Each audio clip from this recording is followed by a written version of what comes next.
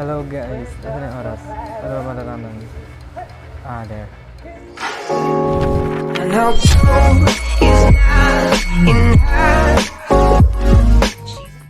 Hello guys, so for today's video, gagawa ulit tayo ng bagong hair color review. And ang i-review natin ay yung L'Oreal Paris Excellence Fashion. Yun, in the color golden beige blonde. In fairness, bango niya. Kabibili ko lang nito nabili ko siya for 300 pesos. Sorry kung gumaganito ako kasi I'm using my headset as the microphone. Meron siyang the pre-serum, tapos the coloring cream, the developer, at saka meron siyang the balm. Ito yun. Ito po yung protective pre-color serum. Ito yung coloring cream. Ito yung developer. Developer. Ito yung the balm. Protective conditioner, okay. And meron siyang yung parang comb. Siguro parang ganun. Meron po kasama instruction. Nasaan na yun? Ito yung kasama niya instruction sa loob. Galing nga, may patay pa rito. May patay pa siya dito. Then, tingnan natin yung instruction.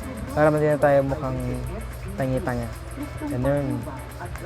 Di ba may papamphlet? Yan. May libre siyang gloves. Anong sabi dito? Ito yung buong pamphlet. Anong sabi? Asa na English? The pre-color care, the color mix. So, use on dry and wash hair. Squeeze generous dose of the protective pre-serum into the hand. Apply to the lengthen and leave in while you color. Tapos the color mix. Cover your shoulders with a towel to protect your clothing. Wear your colorist gloves.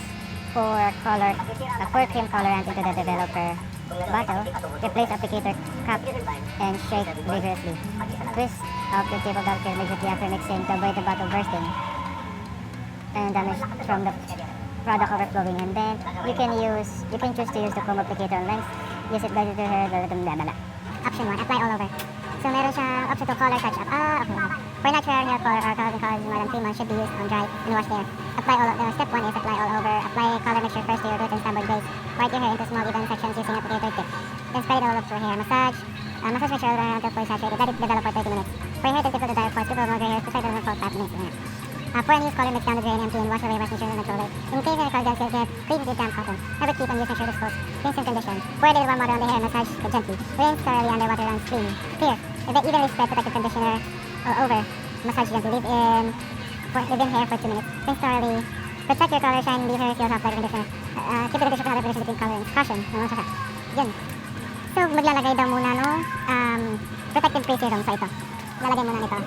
Pre-protective. Use on dry hair. Apply damage Parts of the hair, especially on the ends. Do not wash out. Okay, so sabi, ito daw muna.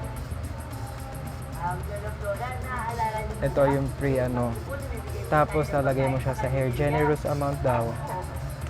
Generous amount. Generous amount. Generous amount.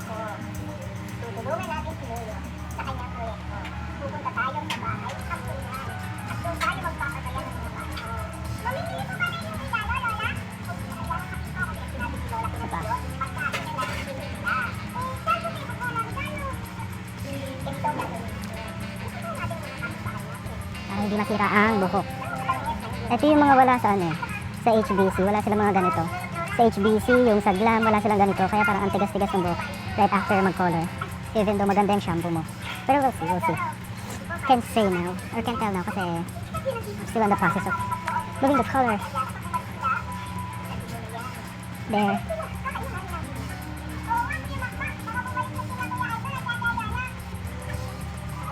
Dapat evenly spread out siya. Dapat lahat malagyan mo. Ayaw mo naman na may part ng buhok mo na, basta. And then, while leaving the serum here on my hair. We'll do the mixture. In fairness, mabango siya. Amoy shampoo ng L'Oreal. Yan. So, habang nandyan yan, let's mix na yung cream color, protective cream colorant dito sa developer. So here's the developer, yan po.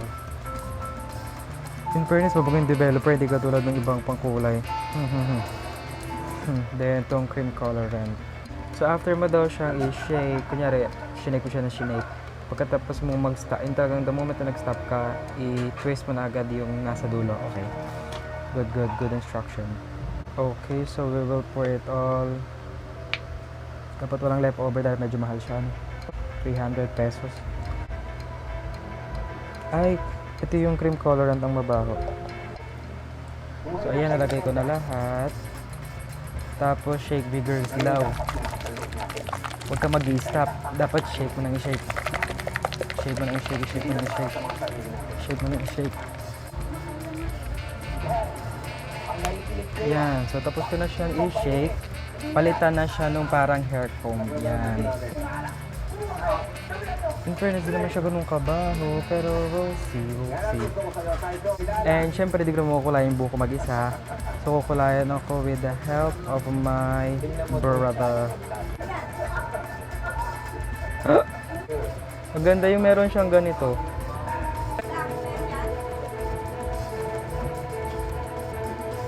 Yan. Meron. Ito. Ito yung gloves, oh. Ito ka. Dali. Ito aking brother. Kapalayan niya ako. Ano daw dapat yung pinapart-part. Yun yung may ganun-ganun. Umpisahan mo na eh. Inumpisahan ko na pero gamitin mo to. May part-part. Isama mo yung dito Alin? Ito yung gilid. Ito yung may buhok. Hindi, lahat. Hanggang ilalim. Yung matitira.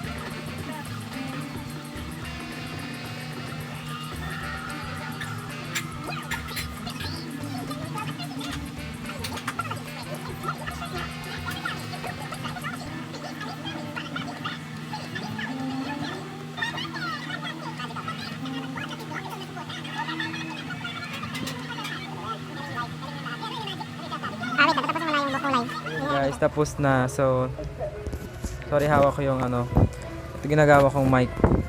So, naubos yung isang ganito, Naubos yung isang ganito. Naubos yung isang ganon, tapos pagkatapos ng unang coat, nilagyan palit ng isang coat para at least lahat, diba? Ayan, pinalagyan ko lahat. Kasama to. Lahat, para naman even. Tapos, sabi dun sa leave it for, sabi? Let it, Bisaya man ay, let it develop for 30 minutes. Tapos for hair that is difficult to dye or coarse or people with more gray hairs, please lengthen the developing time for 5 to 10 minutes. So ayun, so instead of 30 minutes, it should be 35 to 40 minutes. So ayun, I'll be back after 35 minutes and then tingnan natin. It should look like this naman. It should look like this or close. Kasi kung hindi, sayang ang 300 kung hindi naman, diba? So, yun guys, tapos na akong maligo. Napatuyo ko rin yung buhok ko. Tapos ito yung kinalabasan niya. Yan. Yan ang kinalabasan niya. Medyo I think malapit naman. Malapit siya dun. Ito. Malapit nga. Malapit nga. Kasi nung kanina, nung bago ko siya banlawan, parang kulay pula siya. Katulad nung nasa pamphlet. Tapos, nito, nung natuyo na, ayan, ganun pala, maganda itsura.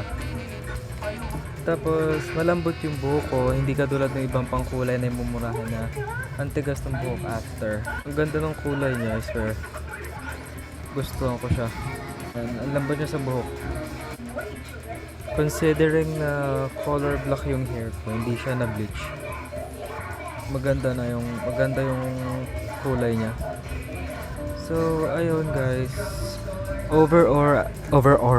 Overall, I really like the product kasi sobrang maganda yung kulay niya. Tapos, mura lang din naman. 300 pesos lang naman siya. 299 to be exact. Nabili ko siya sa Watsons. And, yun lang guys. I hope na may natutunan kahit nagustuhan niyo yung video ko for today. And kung bago ka sa channel ko, please do subscribe to my channel. And also, follow me on my socials. So, thank you so much guys for watching. And see you on my next video. Bye! Eyes in the sky, gazing far into the night. I raise my hand.